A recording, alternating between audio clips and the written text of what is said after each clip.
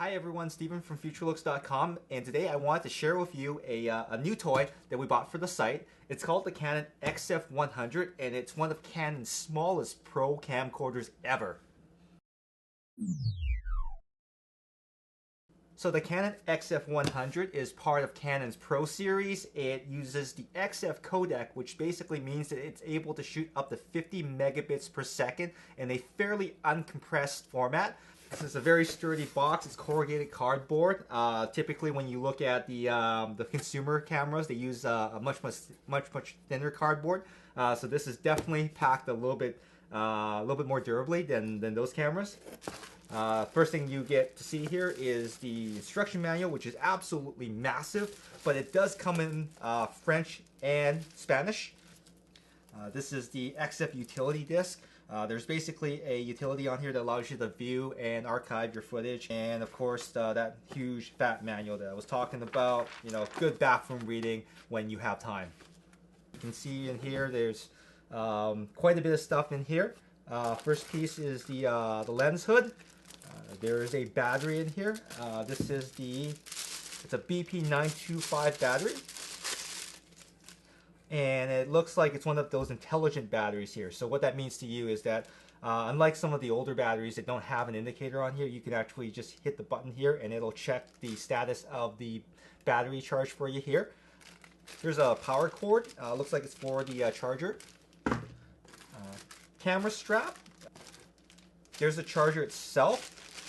This guy here is absolutely massive, but it looks like it's actually a charger for both the battery and I guess this is the plug for the charging portion of it, but there's actually an outlet on here too that allows you to probably plug this directly into the camcorder and power it that way if you're not using batteries. Here's a component video cable. Even though the camera does support HDMI, it still comes with a component cable. Nope, there's no HDMI cable inside, so you're kind of stuck with component. This looks like the battery, the CR2025 battery for the remote control. Pretty standard battery for Canon's remotes. And that's the remote control, so I guess these two go together. And this is, oh yeah, this is the power cable that I was talking about before. This is the one that you plug into this charger here. And then the other end plugs straight into the camera. Oh, look at that. All right. So that's the camera itself, but we won't look at it quite yet. We've also got some other pieces here. This is the shotgun mic mount. Now the XF100 does not come with a shotgun microphone. That's actually separate. But they do include a mount here. And to attach it to the camcorder, there's a couple screws right there that it also comes with. All right. And there's nothing else in the box, so we'll move on to the camcorder. So there it is. Oh, look at that. So that's the Canon XF100 here. It's actually a lot smaller than I thought it would be based on the pictures, because it looks so much like a pro camcorder here. On the side here, you've got the hand strap. There is a slot for the SD cards. It does take pictures. This is the zoom rocker. This is the tele, and this is the wide side. There's also a remote control port here. Now that's for the LAN C remote controls. This one is the magnification button. So if you're zooming in somewhere and you need to focus, you can use that to magnify the viewing area. And back here is the start and stop button. This is the handle that's permanently attached. There's two XLR connectors here. They are actually phantom powered or not, so you can turn it off and save some battery life.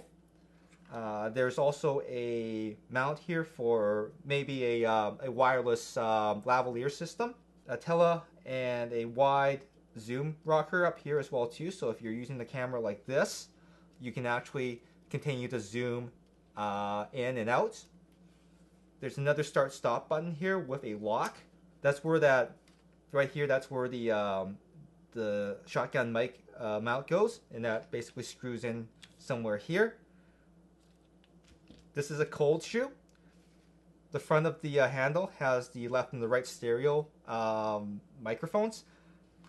On the other side, you've got your audio port, audio control, sorry, channel 1 and channel 2, and the volume or the level dial here that goes anywhere from 0 to 10. Up top here, you've got your your auto gain and your manual gain controls, which are related to the dials up here that go up to 10. You can select from line in to mic 48 volt, which is phantom power. And then down below, you can switch from the internal mic, which are these guys, to an external mic like your shotgun. Down here, you've got a set of ports. This is the power connector for connecting the power adapter that we talked about a little bit earlier. This is the AV output here, so if you need to monitor the sound from outside, you can. And there's also a headphone jack down here, so if you want to monitor what you're recording, and I do recommend that, you can do that as well too. It's metal, so it looks to be fairly high quality. And of course, this is where the battery drops in. And while we're back here, this is the viewfinder, the eye cup for the viewfinder, one of them. And this is rubberized. There's a diopter dial down at the bottom here, and it is a full color viewfinder up here. You'll see there's a nice LCD screen here. It's quite nice. Menu button, set button, and the cancel button. This is pretty much the way that Canon cameras are laid out. So if you owned a prosumer camera, this is pretty familiar. What's not familiar is, of course, the use of CF cards, which is basically something that their pro cameras use. And that's these guys right here. There's two doors. There's a A slot and a B slot. And they open up with these two little latches there.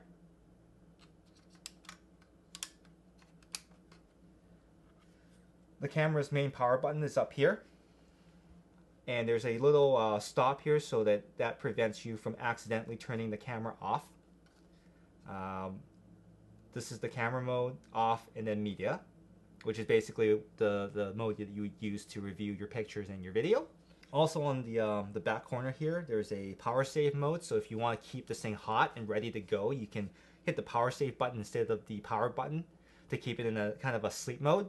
Powered IS, so if you need a little bit more help with the image stabilization, you can turn that on, I think.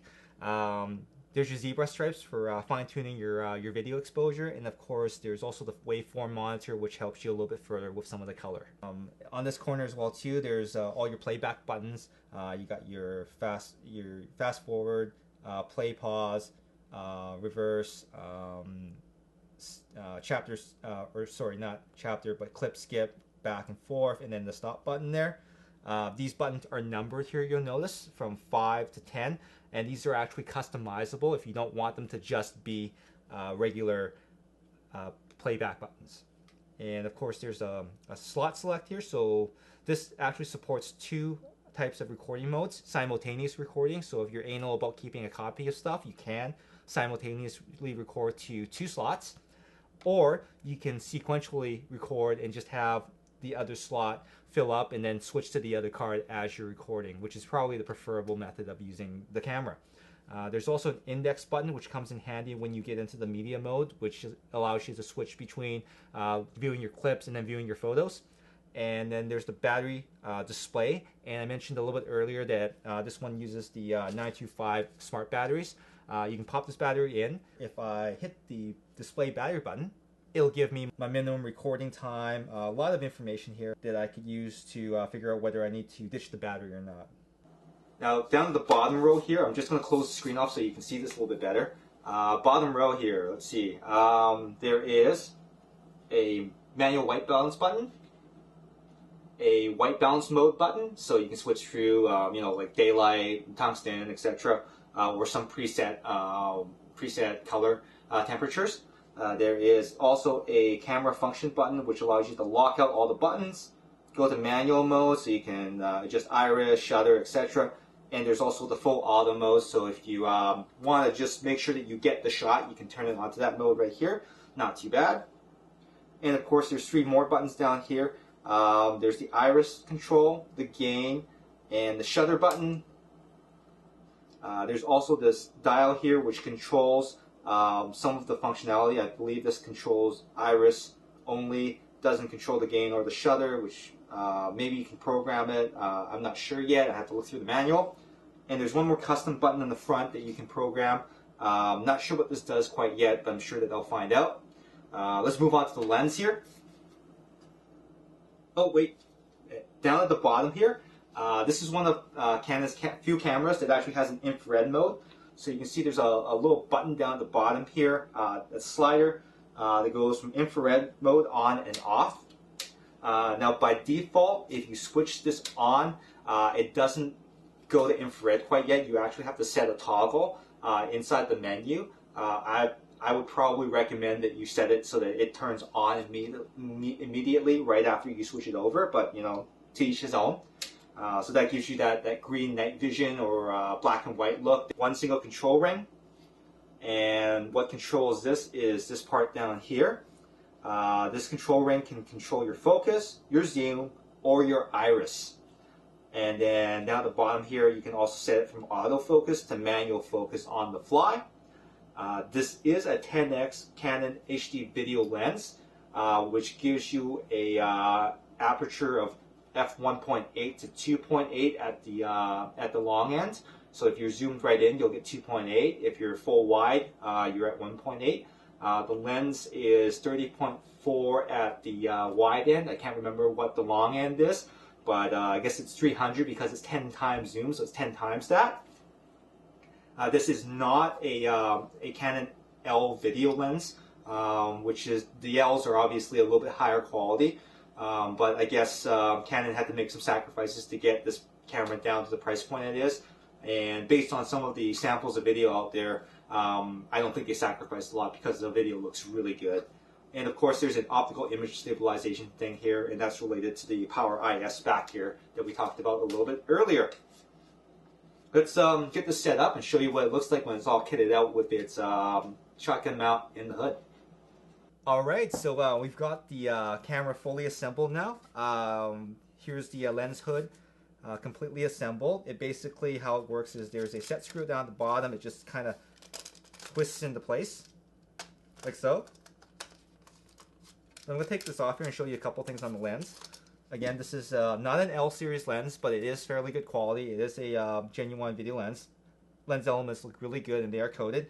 There is also, down at the bottom here, you'll see that there is an IR sensor here. And that's what the camera uses to shoot out the infrared light so that it can see stuff in the dark.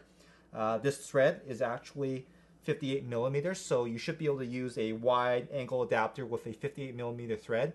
The recommended one from Canon is called the WV-H58W, which sells for about $499, but does come with its own lens hood that fits over top of it. And there's also a setting inside the camera, I believe, that allows you to correct for some of the distortion that usually happens with a wide angle lens attachment. So that's actually good, but expensive, obviously. So we'll pop this back on here. There we go. Again, there's the shotgun mic mount all set up here. There's two places where vibration is isolated. There's right here on the mount itself. It actually wiggles down here.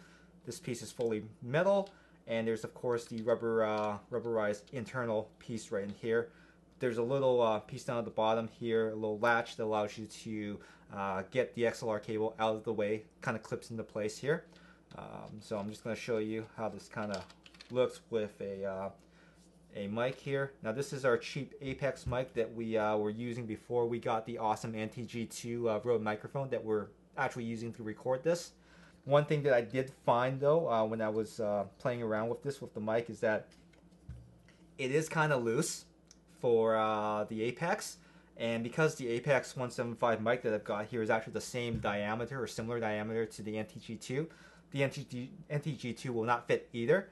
It's really loose. And I think what the solution is that you can pick up a mount that sticks into here. This one is really for the OEM mic that Canon makes, which is an okay mic, but you obviously want an aftermarket, a better one. So what the solution is you can order something called the SM3, which is a SM5, which is a shock mount for the from Rode, and what it does is it actually sticks. There's a piece that sticks into here, locks down, and then there's a regular conventional looking shock mount that's up top, and you can just slide your mic directly through there. It also raises the microphone up so that the fuzzy, the dead cat here doesn't get in the way of the lens, particularly if you're using a wide angle adapter. We've got a couple of Kingston 8GB 133X cards here. These will probably be too slow for this camera because it requires, if you want to take advantage of all the neat settings like the time lapse and the overcranking, you're going to need memory cards that put out at least 40 to 50 megabytes per second of transfer, and that'll probably be a card that's at least 266X or up. Kingston does make those cards. In fact, they make one that actually does all the way up to 600X. I can't remember what it's called, but there's a 266 and a 600X card. So if you're looking for cards that are reliable, that will do a great job, highly recommend the Kingston product. I've been using these for DSLR shooting for quite some time now, and they've never let me down. There is one thing that kind of sucks about the XF format, which records at 50 megabits per second, and that's the fact that these 8GB cards will probably last about 20 minutes a piece, which is pretty pitiful, but you know, you are getting an uncompressed broadcast quality recording, which is much higher quality than a lot of stuff out there, especially the consumer codecs like the AVC HD, which can be extremely CPU intensive at the top end of the recording bit rates. The XF format isn't quite as compressed, and it's easier on most systems as well too. To get the cards back out, you just pop open both slots here, and then what happens is that you push down on these two gray tabs, and that ejects the cards like so. So pretty darn easy. I like the CF cards because they do tend to be a lot more durable, and you know, just having the extra size makes them a lot harder to lose as well too. Camera startup is pretty much instant. Here, I'm just going to turn it on for you, and you can see for yourself. And there you go, you're ready to shoot. If you stick it in standby mode, it's actually even quicker. So it's in power save mode. Once you want to start that up from power save, you just hit the power save button again, and voila, you're ready to roll again. There is one last area that I need to kind of show you, and that kind of was hidden underneath the hand grip here, and that's the outputs on the bottom here.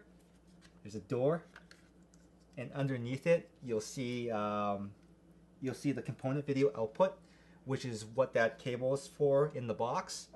There is USB if you want to connect directly from your camcorder to your computer, and it's USB 2.0. And of course, you've got your HDMI out here. This looks to be a full-size HDMI out. It's not a mini, so that's actually good. So if you pick up a cheap cable from Monoprice or something like that, you can plug it straight in and then straight into your television set. And down on the bottom here is your tripod mount here. That's a standard size mount. So overall, we did a lot of research on this. Because we're not a camera review site, we checked out a lot of the different blogs and samples on YouTube and Vimeo to find out if this camera was for us, and we definitely thought it was. So that's why we spent the big bucks for it. Definitely looking forward to filming with this, especially when we hit Computex in June. So I hope that you guys join us for that, because we'll be uploading a lot of videos and interviews from the second biggest computer show in the world, and we're going to have some really neat stuff to show you. Again, my name is Steven for Futurelooks.com. Again, not an expert on this camera, but I'll try to help out with any questions below, or if you guys have any tips for me while I'm using this camera how to improve the quality of the video on Futurelooks, definitely let me know as well too. Again, thanks for watching, and we'll see you again.